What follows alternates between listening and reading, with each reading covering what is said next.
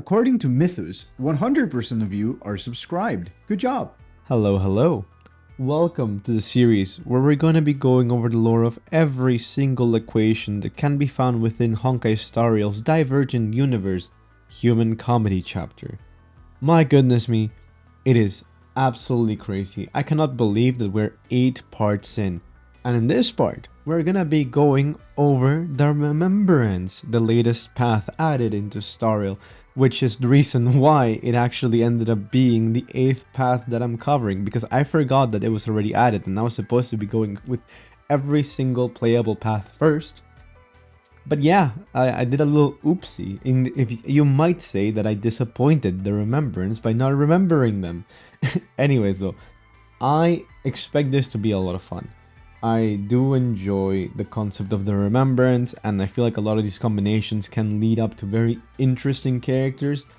If anything, some very disturbing ones, I would assume probably with a combination of like the destruction being like the destruction of memories, or the nihility being depressing memories.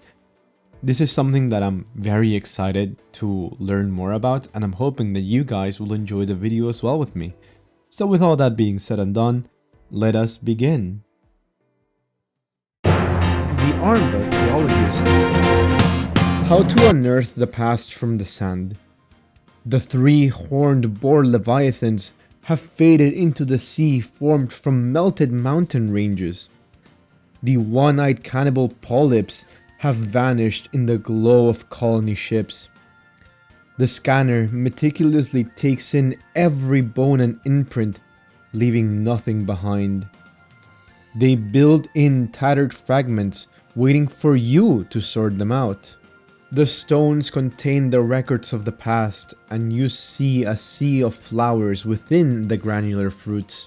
The Daunites eat the fruit and scatter them to the other end of the continent during their migratory flight. Web-like towers erected on the edges of the continent evolve into gold plants that grow into the crevices of the soil. Then, the heat wave comes, followed by the algal bloom that brings the ancient cycle to an end. You gather the carbonized past and narrate the secrets of bygone days in the present. So, this is a really interesting concept for an equation. I didn't think we would start off with something so interesting and kind of dark, so to speak. The idea of this archaeologist recreating life just to study it and figure out how they died, and then essentially get the carbonized elements to be able to actually get proper history facts about them, is disturbing, but it's really freaking cool. So I really enjoy the concept of this character. The Biographer. Do you like listening to stories? The thrilling adventures and epic love stories of others are akin to the stalactites in a cave, and they are invaluable treasures formed by the drip of memories. An elderly lady lets out a guffaw. She was once hit by a meteor rain during her voyage in the Unicorn Nebula, but ran into a long-lost friend on the rescue ship. A general is in tears. His fleet suffered a crushing defeat in the deciding battle in the Yellow Citrus Nebula due to his erroneous judgment. Having lost 3 arms, he also can no longer fly with his huge scale wings. You write down their stories, laughing and crying along with them. Who doesn't know you?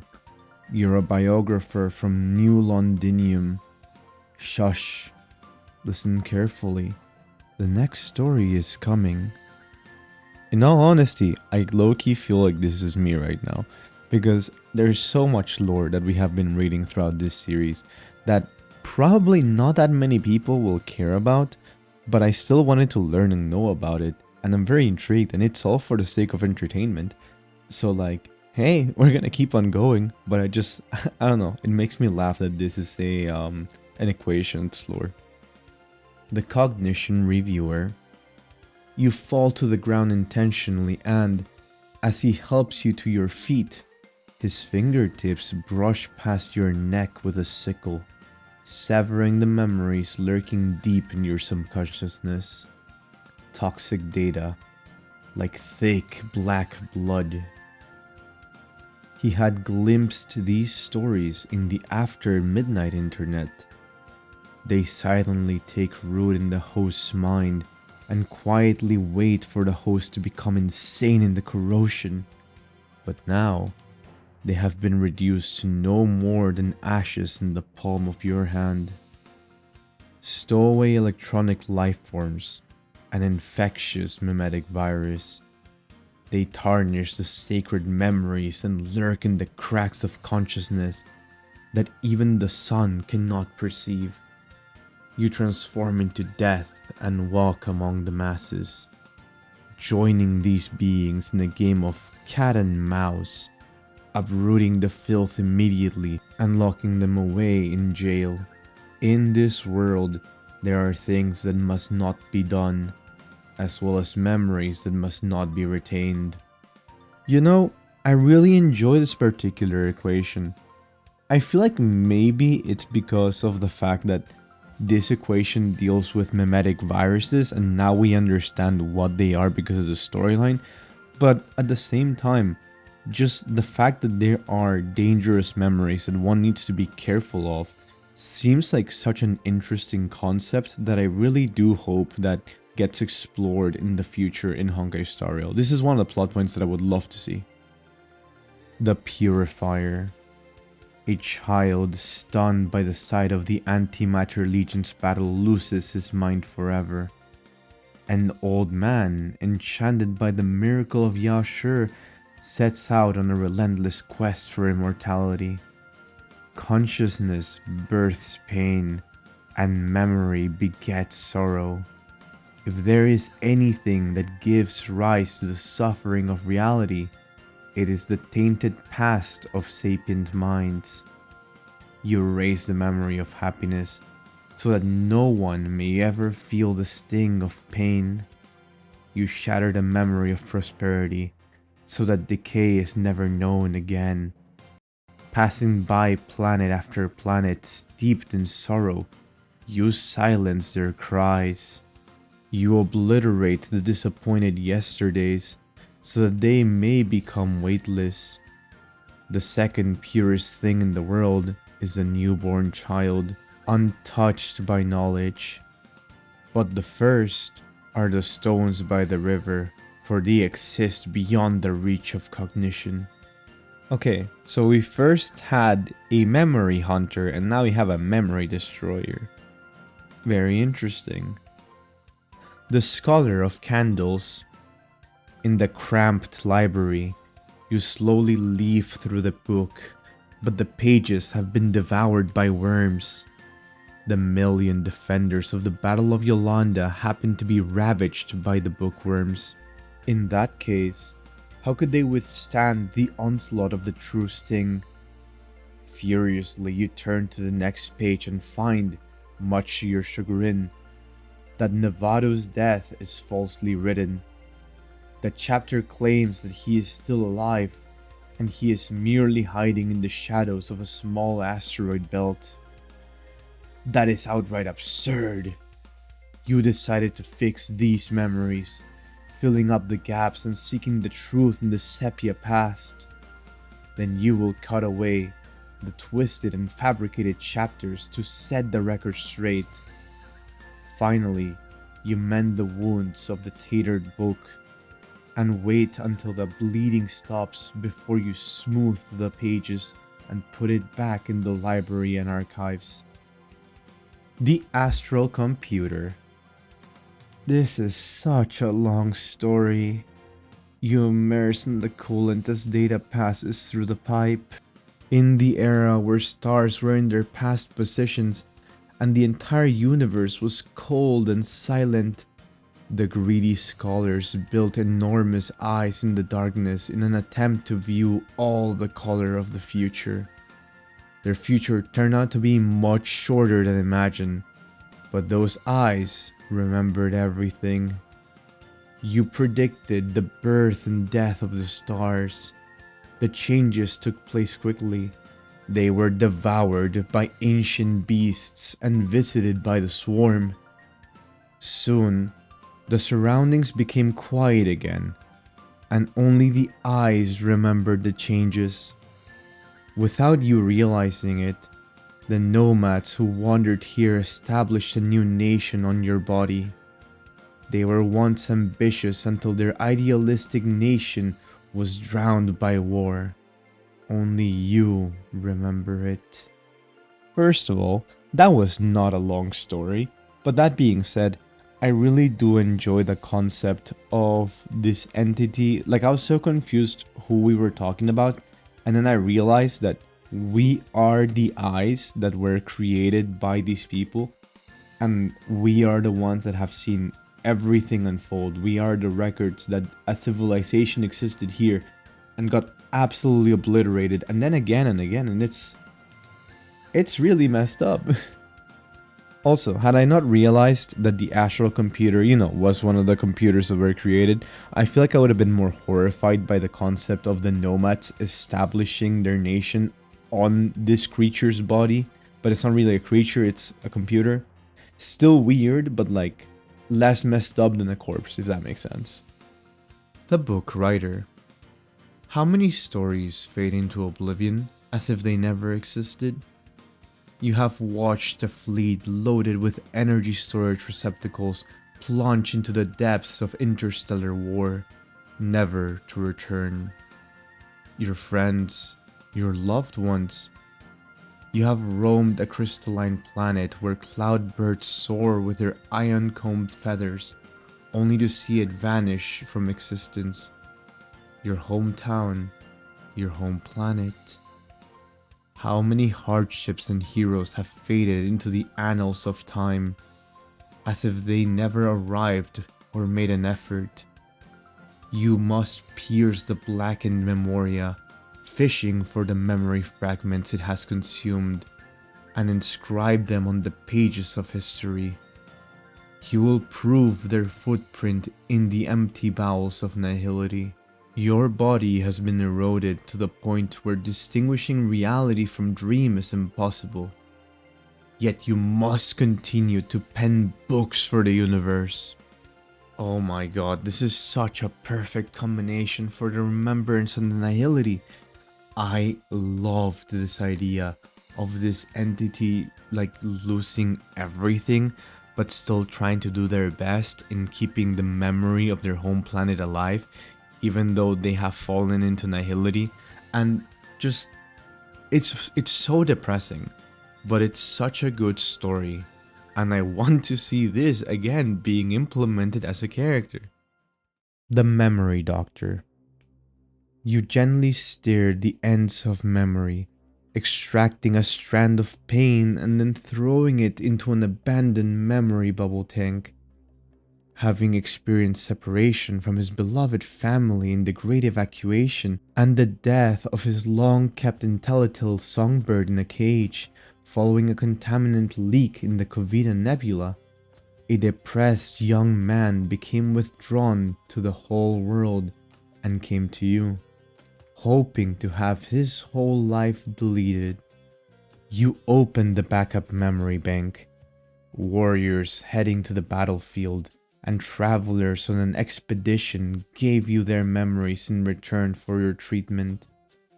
Meticulously, you select the suitable medicine and mix them according to the correct proportion. An unbreakable promise, the determination to rebuild broken homes, and insignificant changes are enough to embolden a person to overcome reality. As he embarks on a journey to reunite with his family, you close the door and take a short break. This is a really interesting concept. I'm not sure how I feel about it.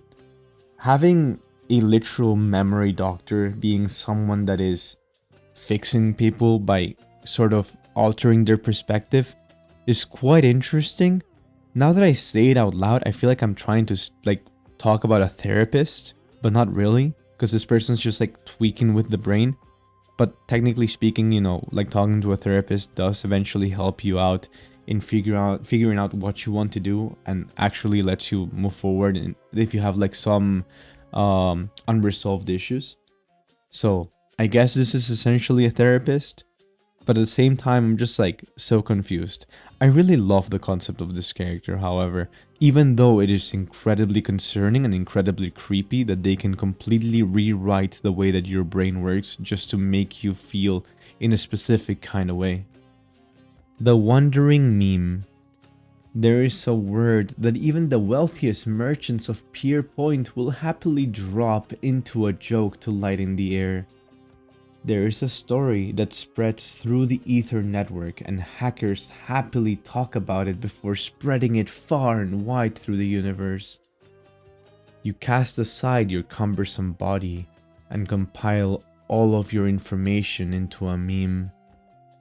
Whenever someone taps to play, a new copy of you is born in their language center. Their brain decodes modern slang and stores it in their data, where new self takes root in their cognition. Like a worm attached onto words and jokes, it crawls along the trails of the synesthesia beacon towards the conscious being that accepted the infection. There is a meme that lurks within the fashionable, swims in the current of the popular, and suddenly becomes a parasite in the memories of humankind. You know what? I was so happy when I was reading the Elations lore, because there was nothing super messed up with the abundance or the propagation. But here we go, the propagation once again makes everything so disturbing.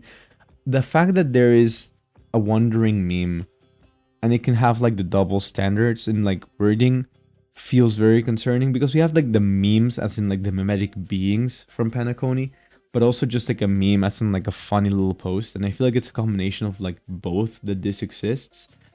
That being said, imagining a sort of virus that spreads through social media would be completely concerning and absolutely terrifying. The worst thing is that the first thing that this reminded me of is the Deceased comic book storyline, because in that storyline, it's literally just DC zombies, but the initial virus spreads through TV screens, phone screens, any kind of like internet, social media. And seeing this as essentially a potential thing within Starreal is really concerning. The Mausoleum of Scars. Nothing is permanent, not even permanence itself. People's bodies will decay, stories fade away, and the third death, named Forgotten, will always lie in wait. You recall the great tree that stood in front of your gate as a child. Its branches broke, its sap flowed like weeping pus. Then it made a full recovery. That repulsive scar will remain with it for eternity, until the soil becomes poison and the buildings collapse to the ground, one after one. You want to leave a scar on the universe too, to make it suffer and remember your name. The pulverized stars burst into a brilliant light, and the destructive scene is bored into the eyes of all living beings, ensuring that the fear of this day is passed down to every generation for eternity. The call of death advances towards the end of the world. Endless millennia later, when even the amber that constructs the walls crumble, there will still be those on the distant shores who can see the delayed death race. The hands of time have stopped, and your moment is no more. Only the scars of havoc will carry the stories of the past, told between nightmares and song. As you open your eyes, a giant void engulfs you. You begin to be broken down over and over, then fall endlessly. Your brain is buzzing as you try to search for past memories, but to no avail. The deathly, silent space structure contains rippling waves of information, sharper than a black hole, softer than death. and carrying the scent of explosives, laughter, and Bothian coffee.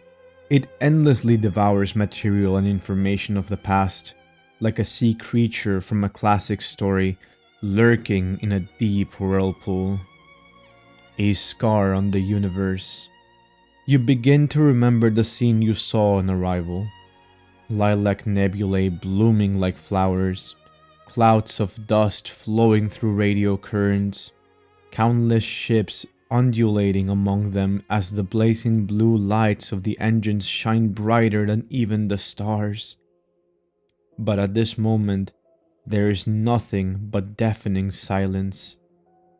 The explosion devoured everything. You allow your consciousness to grow lighter than your body and ascend to greater heights.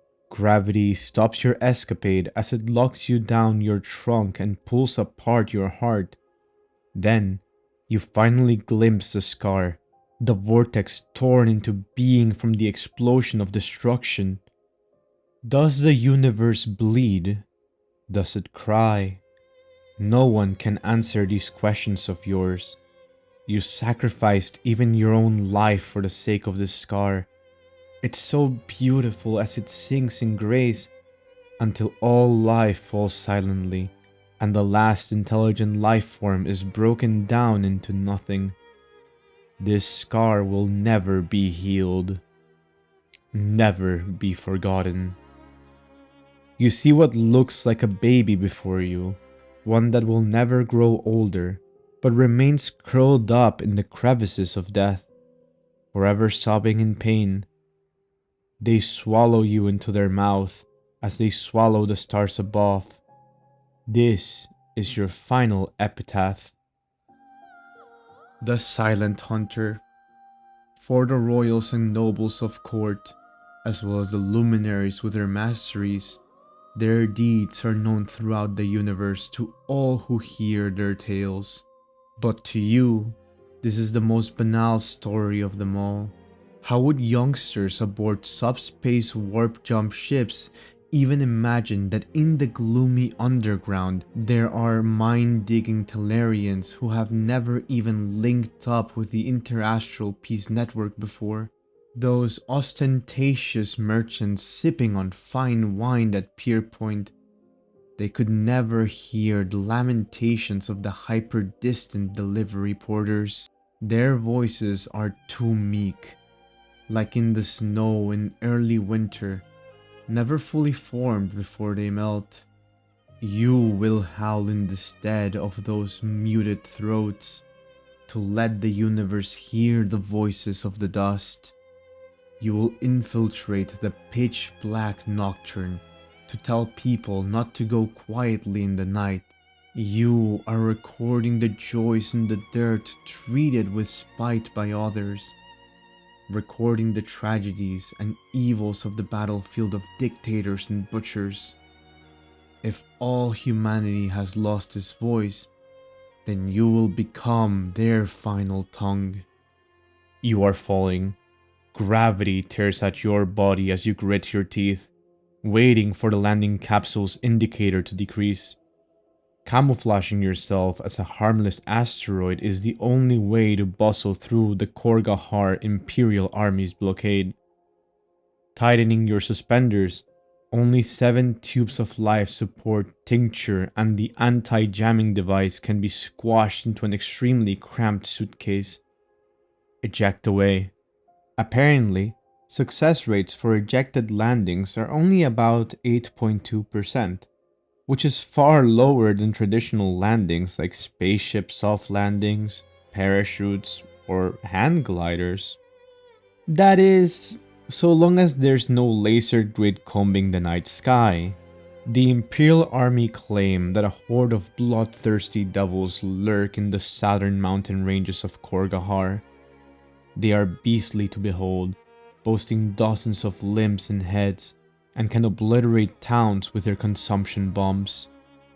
But your intuition informs you otherwise, as one of them fails to make a sound, and you don't want to believe a tyrant. So, you intend to try and take a gamble. wanting to meet those monsters and to record an act of violence with your own life. Violence from the Empire. As you move at a high speed, your eyes discern that the trail of smoke in the distance is drawing nearer, as if warfare were steaming towards you, rather than you speeding towards it. It drifts along the bright exterior wall of the Imperial City and permeates into the scorching earth. You see someone waving at you, a future friend. They look a little rough around the edges, exhausted but still smiling. This may just be my destiny. Ignoring the mud that splashed all over you as you landed, you hurry towards them to take a photo.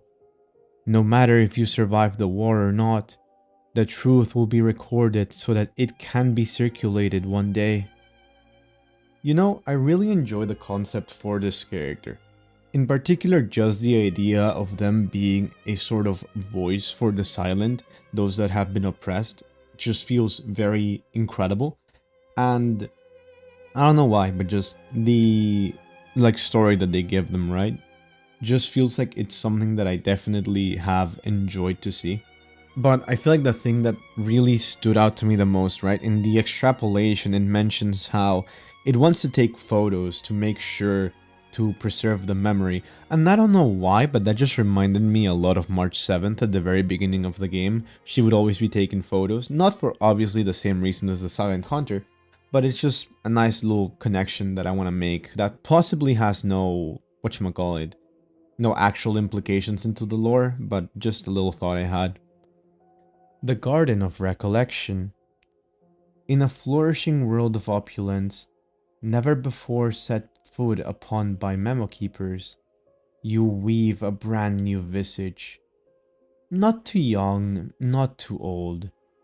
A face not even a mirror can capture, only in the eyes of the people, as you elegantly stroll along the alleyways. You trade candy for a night of adventure from the song of a shepherd boy, and pluck a distant lover from the eyes of a sorrowful youngster. You retrieve a comrade's countenance for a wizened man, and he gifts you with the tragic war campaign of when the heavenly tower was toppled. Intelligent life. Nothing more than mayflies in the fold of the universe. From faraway grasslands to warp jump stations that occupy half the city, the builders have experienced long stints of life, but these barely compare to the time it took for red feather wolves to evolve. You know that the stories before you will eventually fade away, but in the paradise that transcends the physical, there are memories that remain immortal. Who are you? A ghost floating here in space? No, this liberation from the body is something known as a meme. It was in Talia, your hometown, with all its nuclear waste and mutant rats, that they heard your prayers and revealed themselves to you. Your hometown? Isn't your home system Heldorin? Your foster dad, who worked so hard to bring you up, sent you off to Arboren on a transport vessel. There you murdered a highly respected architect, and you were sentenced to death, whereupon you were tossed into the upper atmosphere and burned to ashes. I don't think the first half lines up with the second half. Quick, run! You spin around with no idea where to run. Let's go to New Londinium. But your ship had just had one of its engines shot up by a passing bounty hunter. Fool! Karchin is smaller than Vonwak, so you could always paddle across. After too much cloning and going back and forth, the collected memories piled up inside the body haphazardly. Unbound, they collide with each other in the information medium of memes, blurring the original sense of cognition. Before they devour you, you must go back there. Back where? And also, who are you? A meme? Following the route in your memory, you see that pure, beautiful stretch of the world unfold before you. It peels off your corrupted exterior and seals it away. The tide inside your heart washes over and over your existence, cleansing away all the filth and leaving behind a thread of authenticity. Your pure self. Now then, can you please answer this question? Who are you? A memo keeper. You float about peacefully in the blankness like a cloud, emotionless as you return to tranquility. You know, I really like how this equation focuses on the Garden of Recollection rather than just a memo keeper. I feel like it very much tailors it to like the organization itself, and I love how the extrapolation rewind shows someone that was about to die, but the the Remembrance decided that they were worthy enough to save and transform into a memo keeper. I think that is something that I would love to see more getting expanded on, especially throughout the game. We have met a couple memo keepers, but I want to see how things would play out actually seeing that happen within the game. If we ever have a chance to get a memo keeper in our party, I think that would be with March 7th. So here's hoping for good things. And yeah, with that, we have actually covered every single equation in the path of the Remembrance. Now the only thing that's left for us to do is go through the propagation. My goodness me, you can hear the emotion in my words, can't you? Surely this isn't me coping because I'm terrified of what's about to go ahead, right? Now that being said, no, I'm really excited to learn more about the propagation. I'm also terrified as hell, but I still feel like it'll be something worthwhile learning, figuring more of it out, especially given the fact that the Xianzhou Laofu's current storyline has been developing throughout, like a couple years now, and the main gimmick of it is how now they're gonna be using the remains of the propagation to try to slay Yao Shi. And I genuinely believe that at least having the knowledge of what the propagation entities are would be really good to actually learn more about the world itself.